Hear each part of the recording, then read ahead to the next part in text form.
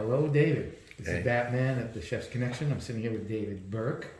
I know David, 15 years already. Everything is a long time ago, isn't it? It's weird. It's kind of, yeah, it's true. So It's, 35 years ago is a long time. I was in the Navy 55 years ago. It's just Wow. like, whoa. It moves, man. You know, it moves. I sure do. We got to hurry up and finish some stuff. So, you've done 8,000 million interviews, I'm sure. I don't want this to be the same, so we're not going to talk about everything. So what I'll do is take 60 seconds and give me the highlights of your career from when you started, as much as you can think of them. I'll give you 75 seconds if you need it. My highlights. Well, the highlights of my career, yeah, I would say is taking over the River Cafe as the chef at a young age, 26, under Charlie Palmer first when I was 24. Wait, how old was Charlie then? Charlie's probably close to 60, 61 now. Yeah. A couple years older than me. Okay. But not by much. He's a pretty young guy. He was very young back then too. So that was the highlight of my career is going to the CIA was a big deal for me. Then I worked for, I moved to Europe. So right out of school, I moved to Europe. It was great. I worked for Wally Maloof, Daniel Boulud, and Charlie Palmer, all in a 3-year. Wally hooked me up with all of those. Worked for Wally for 2 years. Let's start over. That's 60 seconds. So let me just tell you. All right, ready? 75-second breakdown because I like to talk. Really?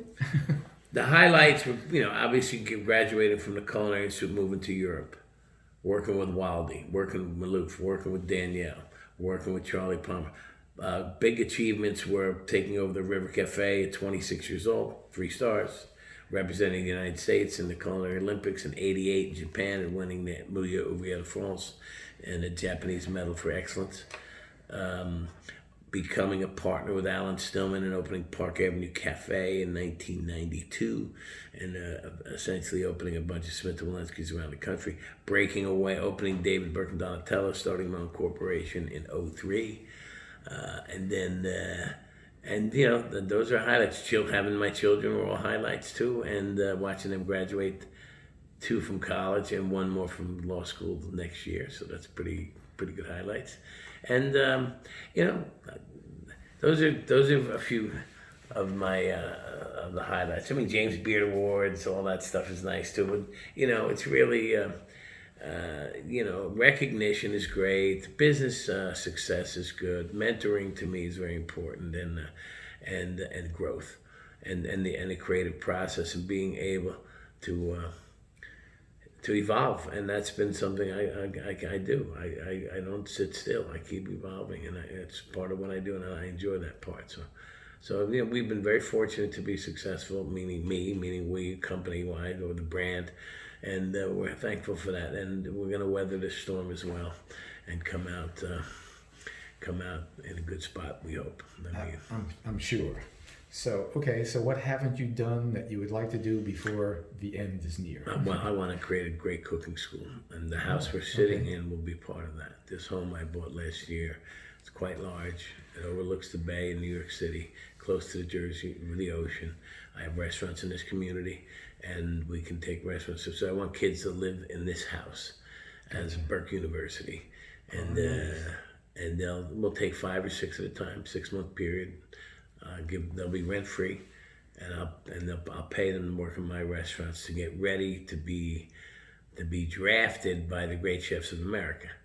So we're opening doors, creating bridges, and getting people from this community, which I grew up in, a chance to work in the best restaurants in the world. In the country, number one, but maybe in the world, but in the country through the best chefs that they wouldn't have access to. Right.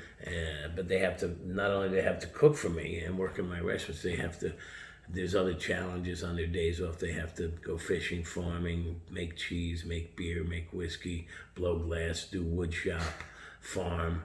They have to pass those tests. Right. So it's so that they understand that they don't have to go buy everything from a Cisco catalog or every plate doesn't. They can custom do pottery. So even if they don't do it, they know that to knock on someone's door and say, "Can you make this for me?"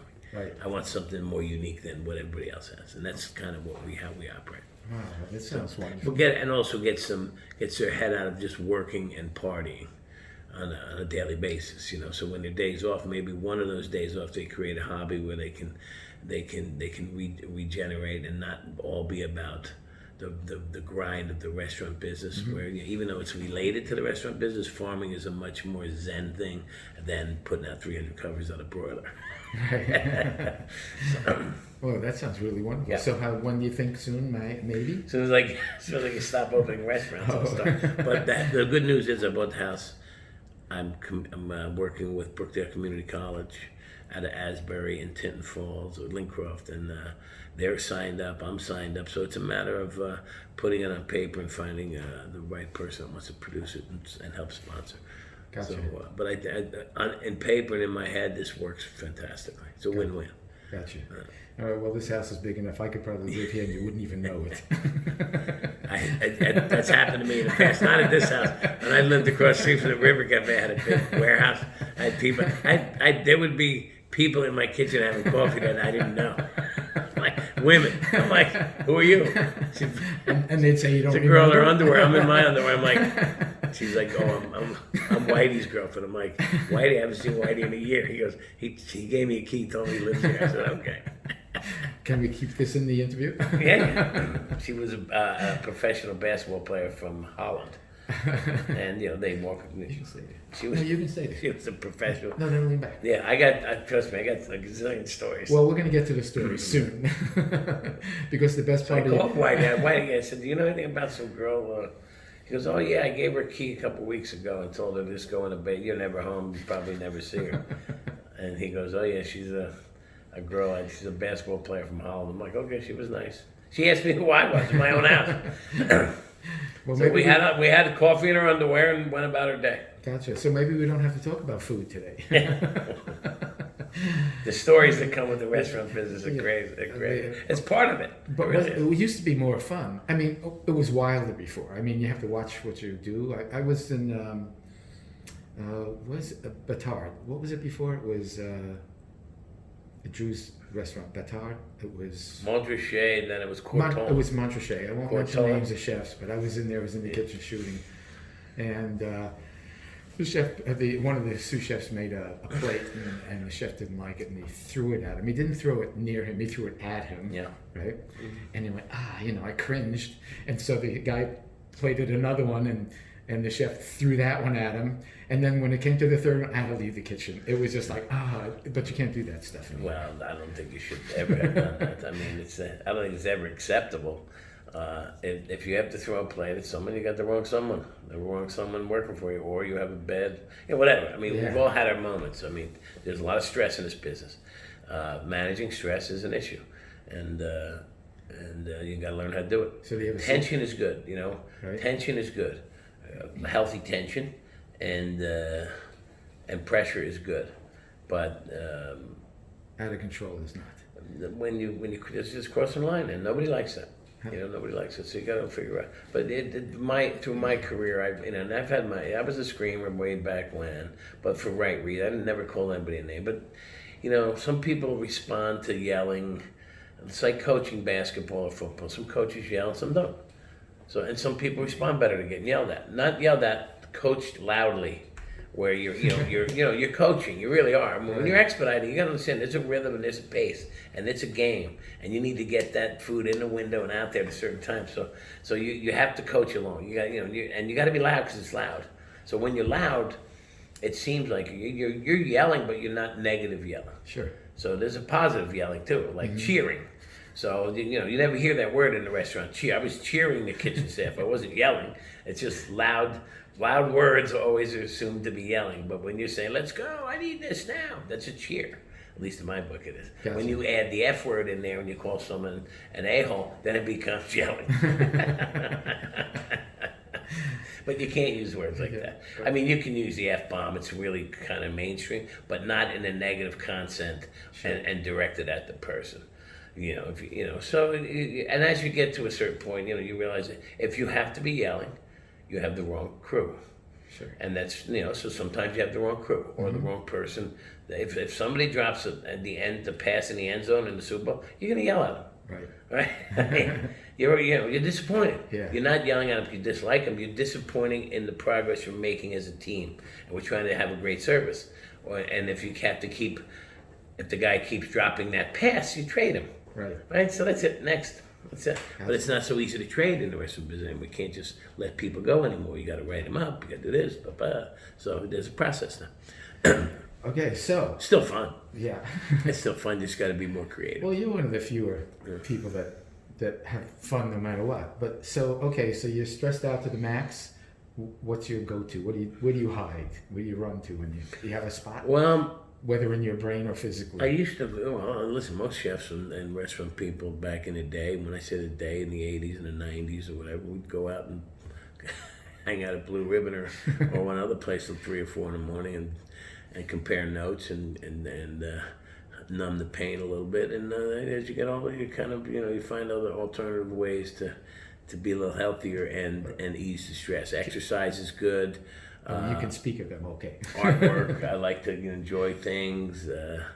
Music, working on projects. You just you got to do what you got to do. And if you can, you need to get away every 6 weeks for a couple of days, and you got to learn to take a couple of days off. I don't, but I have my method of getting some satisfaction in what's been accomplished and what I just love what I do. So to me, it's not I'm all over the map with what I do. So, but if you're working, as a chef's working in one place every day with the same people making the same mistakes and the same customer, the same company, it gets really. That's when the tension builds.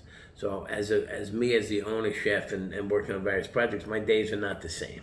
So I'm not dealing with the same jerk over here or the same jerk over there. And sometimes you're trying to fix something that can't get fixed. So. And I try to lead a healthier lifestyle. I try to get up early and get things done, and and have some hobbies. And you try to. I just got my boating license. I'm trying to do some boating now. Captain, I got to take this guy out on a boat. I got a puppet show. You guys. I don't have a boat. I joined a club that's a timeshare. Okay. Right down the road. I call up. They get a boat ready, and I go out. It's like a. It's whatever. You pay a yearly fee, and then monthly fee, and you can go out as many times as you want. So it's kind of like an Uber, I just get on a boat. I go out in the morning. I'm by myself. I bring Lefto. He likes to fish, and then or just go out and have a board meeting. We can have 10 people on a pontoon and go out and we use this house for our board meetings. People come down from the city on the ferry. And they drive down, and we have board meetings here, and we cook out. So instead of always sitting in our restaurants, we don't have a corporate office. I don't believe in having. We're not that big yet, but I don't want a corporate office. I don't want an office where people are detached from the restaurants. Not my thing. Everyone should be working stationed in a restaurant. We might need some corporate office or something, but we use it here. Gotcha. We got an extra house over there.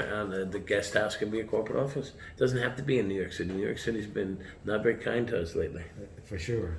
Okay, so have you ever been on vacation? Yeah. Yeah. Well, do you go away? I don't really go on a traditional vacation like with kids and all that, but I do try to get away from dating someone. I go on cruises twice a year. I work with Holland America, so I happen to like cruises. I do a little bit of work on them, but it gets me out. And when I travel to different destinations where I'm doing business, I try to squeeze in time. Or I'll go away for a weekend with somebody, Quebec, Paris, an island. Maybe Napa. I don't really go. I'm not interested in going to California right now. But or take a ride down to see my daughter down in New Orleans, and things like that. So we try to squeeze in some stuff like that. But I don't need to go away to relax. I mean, I do like, and I used to do a lot of the charity events, Hawaiian Food and Wine Festival, Miami, but I don't do them as much anymore. It's just I don't want to go somewhere and work that much. I don't mind doing it. But I don't want to go to Miami for 3 days and work 2.5 days. Yeah. So because my time is very valuable to get some rest and some mental rest and actually enjoy it. I mean, I don't want to lug 1,000 hamburgers across the sand and stand there and cook them for 6 hours. Why not? Well, I did that because honestly, the ROI on that doesn't pay. Okay. Have you got a deep dark secret? No, I don't really have that many secrets. I don't have a secret. It could be something stupid.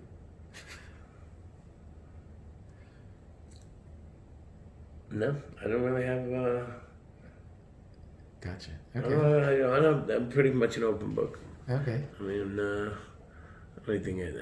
anything. Well, first of all, if it was a big dark secret, I wouldn't be telling it.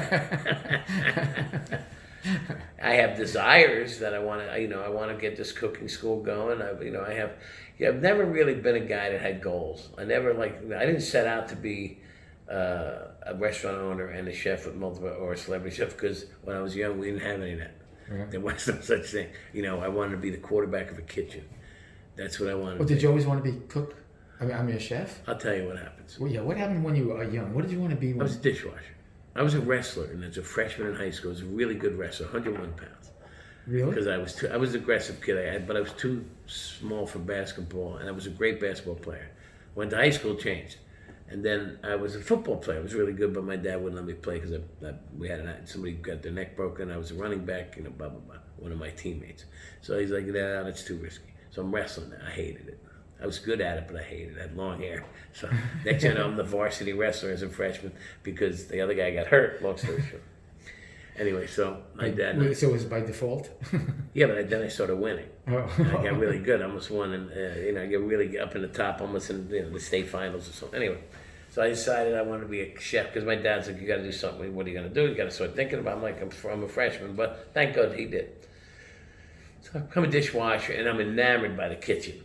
I'm like, this is great. All the guys, a lot of Vietnam vets and stuff. This is 1976, 77, and I'm like, I'm a dishwasher and I'm loving it. These guys, the food that's coming through the back door, bags of clams, and I'd never seen legs of veal, butchering. And these guys were just like a team of guys busting each other's chops all day. It was like MASH, except it was chefs. It was a comedy routine, right? And then when service started, it was like the most professional thing I ever saw. The teamwork and the precision, and I was like, this is cool. And then it got a lot, and the helping and the communication, just that whole. It was like a stage play for me to watch from the dishwasher stage, and I was like, wow, that's really cool. And the camaraderie and the professionalism, and you didn't have to wear a suit and tie and go in and pretend to take all. You went in and you produced, and you built things. Was this in New Jersey? Yeah, it was not far. It was in my hometown, and it has a decent hotel. A lot of the Performing Arts Center people stayed there. Jackson Brown, all that, and blah blah blah. So anyway, so I was a dishwasher, and I tried it. And my cousin moved from dishwasher to salad guy, club sandwiches and all. And so, and the waitress, it was just a lot of fun. And I had to wash, and the chef had a vet, handsome guy, made money, dressed sharp, had a vet, and then I washed his vet. And then one night I'm about leaving, and he's got this beautiful model. And you wanted to be a chef? No, he's got the model doing what up against the vet. And I'm like, good night, chef. He's like, good night. And he gives me the little, shush thing. And I'm walking home with the moonlight glaring on me and thinking about what I just saw. A model and the chef going at it on top of the vet. And I'm like, that was the moment I decided I want to be a chef. This could be a deep dark secret, but it ain't a deep dark secret I was anymore. Like, this is okay. I can see myself in that position. Did you ever have the vet? I never had a vet. No. What did you have? I did have. I had a Jaguar. I had a Mercedes. I had a Beamer. I got a Range Rover now. Yeah, I've had good cars. I've had beautiful girlfriends too, and ex-wife. So yeah, but. So you meet a lot of interesting people in the restaurant business, so there's no shortage of communication. I mean, you're in the people business as much, hospitality business. So, but I tell that story because everyone's like, "When was the moment?" So that was moment. That was absurd because I walked home to a drive-in movie theater, Dirt Road, the last one in Jersey. I had to walk home at night, and the moonlight was my guide. And it was a summer, obviously, because I was a school kid. I was still in high school, and I was like, yeah, I can do that. All right. And it was like, I had a pep in my step. Okay, so when you were really young, yes, you were watching TV. Yeah. Did you want to be an astronaut or a dentist, architect? Yeah. That's too sophisticated. Wait a minute. Yeah, well, no, maybe, but I wanted to build stuff. We used to build tree houses and underground forts. We were very creative. We would dig a hole 10 foot, 8 foot deep, and 12 foot wide, and put beams over it, and then we would. This is your family? I mean, with you? No, all my friends. Oh, You know, your friends, no. okay. This is when we were being kids, man. Okay. We didn't want nothing to do with our family. We left the house at 8 in the morning, came home at dinner time. No cell phones, no nothing. You know, And had a good fixed our own time. Well, we built these underground forts, and then we'd put the plywood on top and put the trees back on, so the cops could never see us. And the hole to get in, it's like an animal. We'd crawl in a hole, a carpet in it, and when it poured, we got flooded out. And we had our dirty magazines and shit down there and all that stuff that, you know, teenage kids did back then, you know. And our cigarettes and maybe some weed, whatever. Depends on I don't think weed, because it was, we didn't go underground forts when we were teenagers. This was like a 7th, 8th grade kind of thing, you know. Gotcha. And then we built them in tree houses too. We built elaborate shit. We built. It was crazy. You know, we'd steal some wood from like a construction site, and find plywood here or there, and then we'd build stuff. Yeah, that was a fun. And you climb trees that were like high. We had no fear. Yep. Now you buy a tree house from Rubbermaid. Right. Now everyone's afraid to get sued. Yeah. You know, can't put a treehouse in my. But we did this in the woods. When we carried stuff, we're like, you know, like we were a tribe. Yeah. You know, everybody chip in, bring canned food. We hiked the Appalachian Trail. We went to concerts every weekend. It was crazy good. I got to tell you, I kind of, when I drive through neighborhoods now, and I don't see any kids playing in these beautiful neighborhoods, and nobody's outside on a nice day. Air conditioning is the enemy, you know, and technology too, to a certain degree. Well, the internet is. Yeah, but it's just one of the sad. three It's things. sad that you don't see. You know, Joey Pantoliano's a dear friend of mine, the actor. And he wrote a book years ago, a few years back, about growing up in Hoboken, and how people used to sit on the stoop because air conditioning changed the fabric of America. Before air conditioning, people got outside and talked. And now you can now, and you know that's how you met your neighborhood. You know, through kids in school and all that, but you were outside. You know, in the summer you sat out on your porch, you sat on your lawn, you had a pool. You know, and now it's like you could live next door to someone in a high rise or in a community and never really know them. Absolutely. Maybe you wave because your windows are up in your car. Yeah. Everything's shut off. You're on your phone, and it's a lack of communication, and that's kind of sad. And it also destroys some of the northern cities because the ones that are old now, like Cleveland, Cincinnati, Buffalo, because the new cities, Charlotte, Nashville, Austin, you know, now that they're built, they're brand new. Yep. Arizona, but they didn't in the 60s, before air conditioning, those cities didn't have football teams. They didn't have big high rises. How are you gonna work in a high rise at 100 degrees without air conditioning? Right. So air conditioning really played a big role in this country. Anyway, I don't know why I'm talking about that. But because people don't realize it, that's why. Yeah, well, I realize I have 18-year-old twins, Right. and I have a 51-year-old, and the difference is night and day. Oh. They're all nice kids, but Well, different, totally. Oh different. yeah. It's really. Oh, I argue with my kids all the time. Yeah. You know, I argue with my dad and my kids about mostly just politics. Yeah. Because they don't get it, and I do. And that's what they hate. They think you're always right?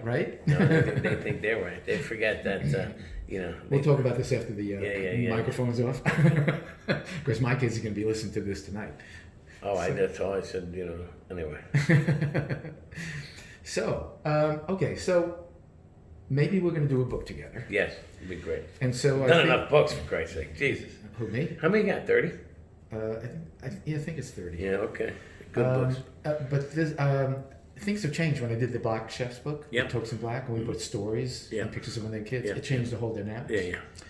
People are more interested in that now, too. Yeah. I think. And in fact, last year, cookbooks were up 28%. And not for the recipes, but for the stories. Yep. Well, you want a story, I got a story. I know. In fact, I don't know if I have I got to get another SD card. Put it in here. Yeah. So I think maybe we should go over some stuff. I wanted to record it so that I would have an idea what we should put in it. Let me just rant. Yes. About my career, and I'll slip some Can things. I lie down? How much time do you have? How much time do you have? Today? Yeah, right now. Well, you have to have something at 11, right? Yeah, but I'm gonna give you the half-hour version. Oh, okay. And I have the next boat is at 12:20. Oh, I'll be long gone because I gotta Yeah. be. Well, I gotta leave at 11:30. If I can bring you, I brought my computer and all. okay, you can take an Uber down or something, or I can bring it. Okay, so here's. I'll tell you what I think the book could be about. All right, maybe. I think you talk about the upbringing, right? How people are raised, and the fact that I was choosing to be a chef back then was very stupid in many people's eyes, including my father, who's a great guy and loves it now. But he got behind it once he realized my passion was there. But when I quit the wrestling team to become a chef, and I said I want to be a chef. That's why I have to work, I have to learn, I want to go to cooking college. My wrestling coach said, "What are you, a fucking faggot?" I swear to God. He goes, "The big fucking cookies." And I looked at him like, and I respect elders back then, and I still do. I mean, I was just like, wow. And he had me by the shirt up against the locker, pissed off at me, like abusing me, like not abusing me, like just pushing me.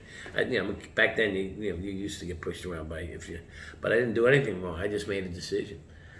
And then people were like, "Wait, what are you gonna flip burgers for a living?" Because I would wear my chef coat. I was really into it. And anyway, and you talk about that and the desire and the demand and the of how you get started. Making the first ball of dough in your career, like how you're gonna do it, and the excitement of wanting to be able to learn all of this so quickly.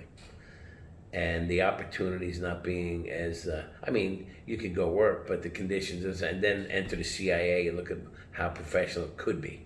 So wow, all of a sudden I can be one of these guys. I can be a teacher here maybe one day. But you still don't realize that there's going to be celebrity chefs one day, because there's no such thing. You don't realize that chefs going to own several restaurants and write books and sell pots and pans and be on TV and all these things that came about from hard work, discipline, educating yourself, and desire, passion, and luck. There's some luck there, and there's a lot of luck and everything, and also treating people with respect so that they recommend you. Being likable is important in our career, in our business, and then walking through the steps that this person took, myself, to get there. Didn't follow anybody else's path, didn't follow anybody else's advice, just did things my way. And Drew Nearpon has a great story about me, tension, healthy tension, because we're good friends. I respect him very much. And I was doing work for him one day before I took over the River Cafe. We did a red lentil soup with a sweetbread sausage, right? Really, with a saffron puff floating in there with cumin mousse. Really, back then it was like, he loved it. And Drew was like, and we're like in the middle of, and I'm sweating, my hair's down, I'm like, and he's like, Drew's like, "Hey, why don't we slice the sausage open so they can see the sweetbreads in it?" And I'm like, and he does it great. He's like, I looked at him and said, "We're gonna do it my way." It's just, but in essence, and looking back, he was right. But when, timing, when you tell a chef to do something when he's got, his brain is on, there's 70 things going on, and you're trying to change what he's doing and second guessing him, you usually know. And then you got to sit back and learn how to take that. It wasn't even a criticism, it was a suggestion, and then you learn to say, you know what, that's a pretty good idea. But the timing of doing it right then wasn't correct. So you always got to pick your choices. So back, we backtrack. I go to CIA. I worked really hard in school, and I'm a good cook because I already worked. I knew I wanted to be a chef in high school, so I went and worked in the best restaurants. One of which I bought later on in life, a French restaurant called the Fromagerie. Worked at a country club. But those, at the Navicine Country Club, the guys that taught me before school, and one of the guys named Jose, it was at a country club, and I was drinking in high school, and I came in hungover one day, and I was puking, and I didn't want to work. I asked if I could go home. He's like, "No fucking way." I said, he goes, "Here's what we're gonna do." He goes, "We're gonna add 2 broilers. We only needed 1, but he turned both of them on, full blast." And he goes, "Stand here." Put a bucket there so I could puke in it, and he goes, "You're gonna stand here all day and work." Because I used to work off to the side, cut the meat by hand. He goes, "Now you're gonna cut it right here." And he sat me down that night and he said to me, he goes, "I see a lot of me in you." He goes, "You got good hands. You're a good kid. You work hard. You're smart, and you have athletic abilities. Meaning you can do this kind of physical work with enthusiasm." And he goes, "I was like that." And he goes, and then I got my wife pregnant. and we have 3 beautiful kids or whatever. I love my wife very much, but it took that move took a lot of my opportunity away. He goes, you coming in here hungover like this is going to take a lot of your opportunity away. He goes, don't fuck it up. He goes, you got something good right in front of you. So it was a good lesson. It took me a long time to really figure that out, but you know, he really cared. So then I went. He encouraged me to go to the Culinary Institute of America, where others didn't. A lot of other people are like, you don't need school, don't worry, here's a fun. And I just keep notebooks all the time. And then some cooks would like write like silly shit in there, like, you know, like stuffed convalescent slippers. Like I'd have recipe for like Clams Casino, you know, lobster bisque. I'd write like all my notes, and then I come in the next day, it was like dung fondue.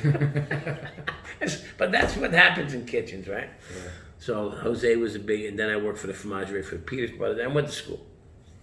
Then I moved to Dallas, the Fairmont Hotel, and I lived at the YMCA, and in Dallas. I was so, and I made $3.25 an hour. Then I was a good cook already.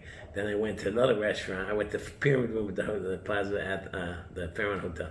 Dean Fearing had worked there previous to me. We didn't know each other back then, and it was one of the best restaurants in America at the time. So I lived at the Y, and that was shitty.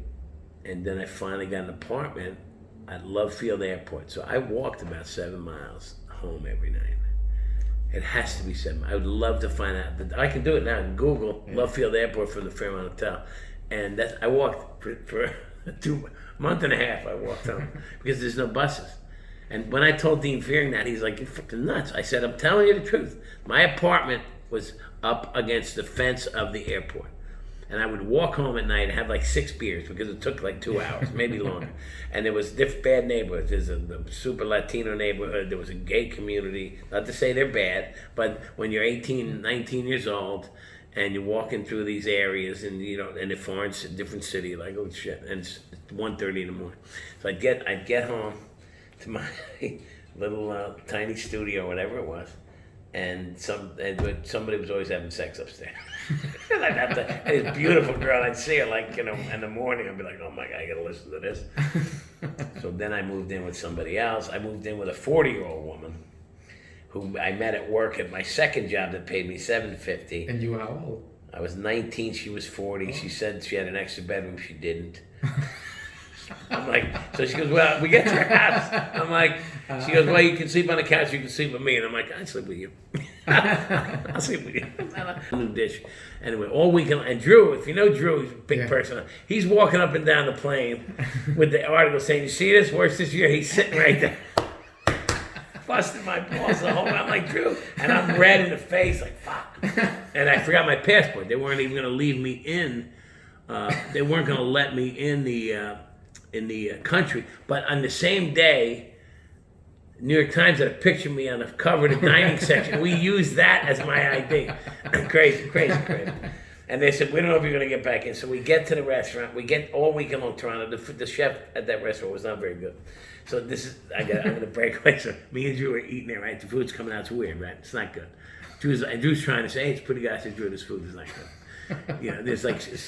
Anyway, so then the sous chef comes out. This girl comes out in spandex and, you know, the chef coat tied up, and she's like, "Oh hi, so and so." The chef, he'll be out in a few minutes. He's out back smoking a bowl, and I'm like, and she's like, "What?" Drew's like, "What'd she say?" I said, "He's outside getting stoned, Drew. The guy that you guys want to hire, he doesn't want to say hi yet till he gets stoned." And we were like, "Okay." I said, balls in your court, man. So anyway, so we get back to New York. After the whole weekend of him busting my balls about worst dish in America.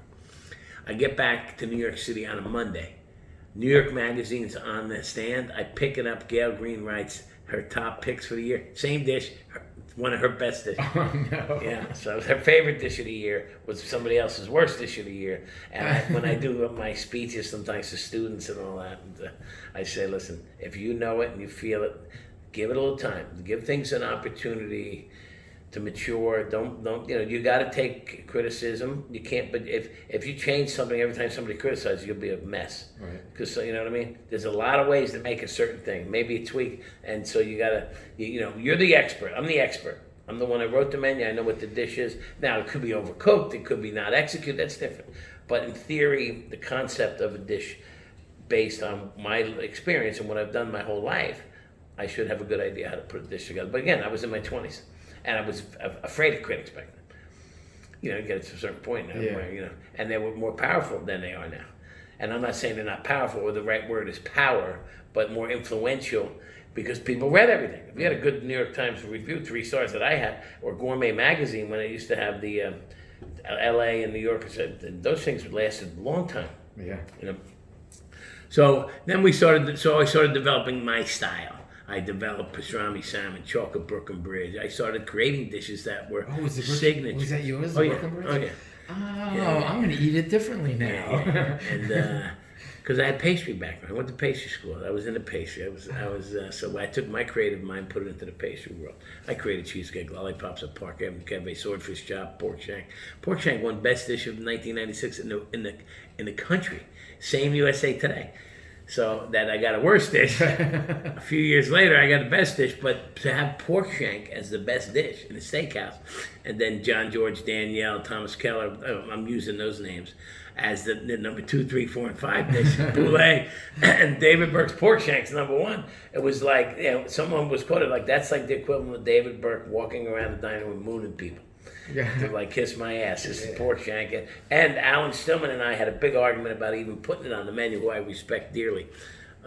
Alan was like, well, we can't put pork on the menu in New York. Nobody eats pork. I said, Alan, I'm telling you, trust me. And I was upset. He saw how upset I was, and he was like, you know what? And I learned a lot I learned a lot from him about respecting a chef and taking chances with marketing, etc. And he's like, David, and he said to the rest of the group, he goes, listen, the chef wants it on the menu, put it on the menu for 2 weeks, doesn't sell, we take it off. He goes, is that fair? I said, that's all I'm asking. And it's still on the menu. It was best this year. But that's trying to teach an old dog a new trick. And it can be done. And the sword chop is the same thing. Because after I did the sword chop for Stillman, when I showed it to him on the construction site, when I signed a deal with the steakhouse king, and Smith Walensky sit there, right. I went down to Fish Market because I had this idea in my head for years. But I had no reason to go down and put a big piece of swordfish on the menu because my restaurants were tasting menus, fancy stuff. And I had this note on my bed, near my bed. It was on a napkin. I was eating a whole trout one night with Diane Forley, who's a great restaurant owner too. And I cut the collar off the trout, and there was a little baby chop there. Looked like a tiny, tiny rabbit chop. And I put it, and I wrote down, little fish, little chop, big fish, big chop. And that's all I wrote, and I put it on a tack on my board near my bed. It was there for, who knows, a couple of years. And then finally that thing came down, and I went to the fish market, and I got this collar, and I knew in my head, because I'm a good butcher, I knew what was going to happen. And I cut it like it was a rack of veal, and I got this beautiful piece of fish, and I showed it to Stillman, and he was like, he goes, that's unbelievable, genius. And then we patented it, and we put the tag with it. Oh, yeah? Brian Miller writes a review, and he says, David Burke is taking sword steaks and sticking veal bones in them. And I'm like, it's not a veal bone. That was the anatomy of the fish. But because nobody, here I am back to, if you don't know something, you criticize Right. it. Just because, and Thomas Keller and I had we had a discussion one day, and we were talking about everything's been done before, and I said, no. The swordfish was not done before, and he looked at me. We were in line for doing a photograph, like at Rock Center. And he goes, you're right. He goes, you're right. Tommy, I like Thomas a lot because he's a great chef, but he's also, you know what, he gives credit when credit's due, and that's, some people don't do that, which is unfortunate. Well, I'm going to just interrupt for a second. How did you keep yourself grounded with all this attention? You seem to be a fairly humble guy. You talk a lot, but you seem to be not like I won't mention names. Maybe it's you know what I mean. I don't. You know what? I don't. That's, people have said that to me. I just walk to my own drum, man. Like I said, I'm not influenced by. Listen, I'm good at what I do. I realized that more after the pandemic because I was cooking at home. I'm good at what I do. I'm very clever and creative. I know that. But it comes naturally. I've kind of trained myself to think outside the box. And my nickname was Imagine If Burkey when I was a kid. Because my high school days. We're going to pull shit off on this, from these stories, yes. Yeah, so I was like, we'd get stoned in the woods, and I'd be like, hey, imagine if, and they were like, imagine if Burke, because I'd say like impossible shit. And they'd be like, what is he talking about? And I was like, imagine if Burkey's here, but I was a daydreamer. I dreamed about, like, I daydream about stuff. Like, imagine if we had a treehouse over there and it had a swimming pool and all, you know. And I'm like, they're like, what is she talking about now? But I like, listen, imagine if being a chef was a great job. You know, so listen, there's nothing wrong with being, having an imagination. The idea to me is what's important. If you have a good idea based around food or style or design or whatever, the idea can be manufactured. It can be executed. The idea is the single most important part for me because I have the manpower, the technology, and the money to execute the idea. So we need good ideas. We need idea people. I'm an idea guy. You know, if you have the idea that clicks, you can figure out a way to get it done. So I live by that. I mean, I'm an optimist. Oh, ultimate. Jimmy Haber called me the ultimate. He goes, everything's just so optimistic. I've never seen anybody like you. He goes, walls could be falling around you, and you'll be like, all right, sun's out, nice day. So, I mean, I get that from my parents. My dad's an optimistic guy, and I think, and I'm a can-do guy, and I'm also a why not guy. Why not? I ask a lot of whys because I want to know why not when it comes to food. Like, why is there a pickle on my hamburger? And why is there ketchup with fries but not ketchup with chicken? You know, and why is there applesauce with pork and not applesauce with chicken? So I ask why and I find out, and then I can do the why nots because I understand the whys. And that's a key part of what I do and I always have done. And when I went to France and I had to learn a different language and understand why, like why geographically something is mint is served with lamb or oranges with duck, you know, or this region does it different than that region in the same country. And you dig and find out why, and it usually makes sense, right? Like, think about this, lemons with fish. Who the hell started that? Why did we put a lemon with a fish, right? Do you think every region in the world that has fish has lemons? No. Lemons come from the south, right? So did you find out why? I'm going to guess why, but I'll tell you what, do you think they put lemons back in the old days with lobster up in Maine? They had no lemon trees. Right. So lemons didn't always go with fish, right? Transportation, modernization, all that stuff changed certain things. That's certainly pretty. I would imagine they put lemon with fish because it killed some of the bad smell because you had lack of refrigeration. That's what I would think. So, you know? Yeah. But then all of a sudden it becomes lemon with fish. But Norway doesn't serve lemon with fish. Maybe they do now because they had no lemon. So you go way back when, it's not necessary to do it. It just became why you put olive oil in your water when you buy boiled pasta. It's completely not necessary. Tradition, right? Pretty, whatever. So you fall into this hand me down. Next thing you know, you're like, why are we doing that? Right? Why am I doing this? There's no reason to do it. Like, why am I eating salt cod? We don't have to eat salt cod anymore. We have refrigeration. Right. Right? We don't have to. And it can be good if you want to make a traditional special for bistro, great. If you want to add it in because you like that like odor eater fucking smell, go ahead. That foot pad. You know, I mean, it can be delicious if it's traditionally and when you like it. I get it. But tripe, do I really want to eat tripe? No. So I gotta try. So I try to find out the reasons why I could, like foie gras was all the rage years ago. And we know sweet and sour goes with foie gras because it aids in digestion. But they need to teach you these things in schools.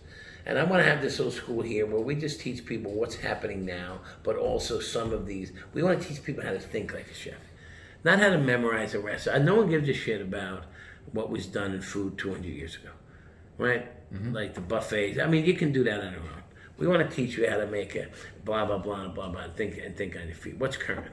What are the latest grains and why yogurt's popular now? Why this and how to do things. We don't need to know how to make bechamel sauce, which they should, but they don't need to spend 3 days learning. So we want them to be able to, we want to teach them how to cook on the line and make $20 an hour so they can get their ass online and feel good about themselves, right? We need to teach them how to play the drums, right?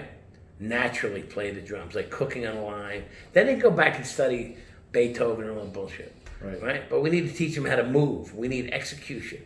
We need them to know that when they walk through a kitchen with confidence, if they work for me for 6 months, they can work practically in any restaurant in America because they know the rhythm of the kitchen and the ins and outs and the disciplines and the hard work and the respect. And that's what they need to know. How are you going to weed them out? How are you going to pick? What's the prerequisite for somebody?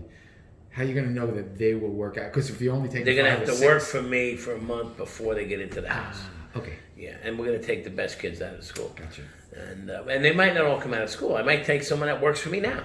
I have a young Latin girl, she's 21. She's fantastic. Speaks somewhat English, but she got the hands. She got the desire. She puts up a nice plate. Now she'd be great here because now she's already in a good restaurant with me. But think about her going to work for Wolfgang, or the opportunity to be on TV and then go work for Danielle or something and get into a kitchen like one of these guys, right? And feel good about it. Like now she's got a career. She's not just a pantry girl up in Fort Lee, New Jersey. You know, she's working for this guy. A lot of the cooks that we work for, we don't realize, and waiters that work for us, they love that. You know, they brag about who they work for. When they go back to their countries or they show them the internet or this, that. And we don't, sometimes guys like, we don't realize that. I had a guy, a few years ago, he was one of my runners, an Indian guy, Pakistani, I think, or his name was Babu, little guy, runner, man, busted his ass, and he asked to take a picture with me one day, and he did, and I said, he goes, I want to send it back to my family, and he goes, and look at this, he goes, my daughter. I said, wow, beautiful kid he got. She was in there, she got into the high school in the Bronx for science, or Bronx High School of Science. Yeah, she got it's like impossible to get into, right? Yeah. So he's busting his ass as a waiter to pay for this kid to get into the best high school in America, and he said, "I want to send a picture of my daughter. I want to bring her here when she graduates." And I was almost crying. I was like, because you don't realize that these guys that we're yelling at and pushing, move, get back down here, have kids at home, and they're proud of where they work. You know, and it's like they're part of the fabric of what we do.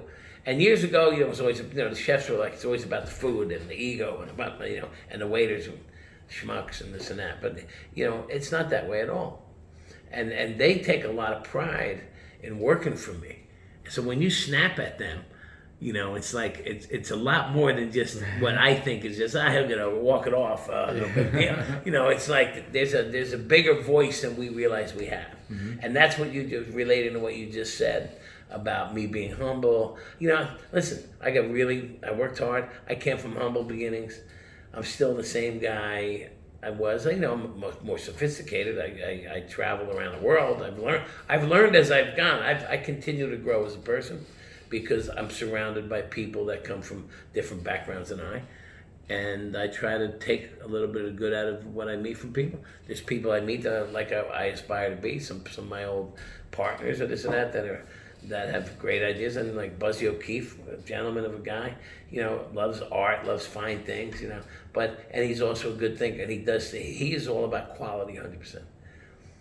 And Stillman's about creativity and marketing and having some fun and wine and swinging for the fences, Yeah. And then there's other guys I work for too. And these are just business guys. These are not chefs. And there's a ton of chefs I work for who all have their own little things too. So you got to learn, and that's the whole idea of growth. Is every weekend. If you have a job and you're a young chef and you're not learning, you're in the wrong place. You can teach yourself a little bit, but all these I'm a self-taught chef bullshit. We're all self-taught to a certain degree, but someone had to hold you up to teach you to walk. Someone had to get you in there. Someone, if somebody wrote the recipe, you're copying, so that's not like self-taught. Right. Somebody you're reading a recipe from my book. That means I taught it you. Right. It's not self-taught. Right. It's because you read the book. I mean, that's okay. I mean, maybe it's you can call it home-taught, right. Or whatever it is. But anyway. Okay. What's our time looking like? We're done.